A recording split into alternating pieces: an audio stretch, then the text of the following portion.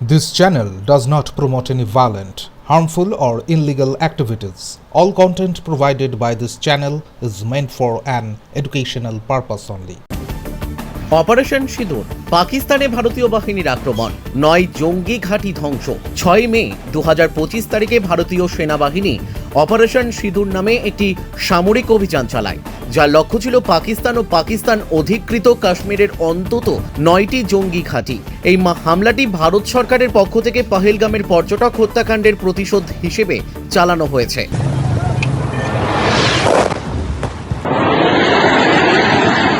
ভারতীয় সেনাবাহিনী সূত্রের খবর, হামলায় পাকিস্তানি সামরিক ঘাঁটিগুলোকে লক্ষ্যবস্তু করা হয়নি, শুধুমাত্র সন্ত্রাসী পরিকাঠামোতে আঘাত করা হয়েছে।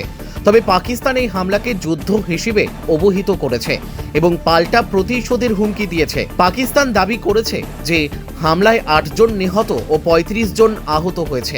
ভারত একে অত্যন্ত নিয়ন্ত্রিত ও সীমিত আক্রমণ হিসেবে বর্ণনা করেছে। অপারেশন সিঁদুর ভারতীয় সেনাবাহিনীর সবচেয়ে আক্রমণাত্মক সামরিক পদক্ষেপ হিসেবে চিহ্নিত হচ্ছে, যা 2016 সালের উরি হামলা ও 2019 সালের বালাকোট হামলার পরবর্তী সময়ে ঘটে।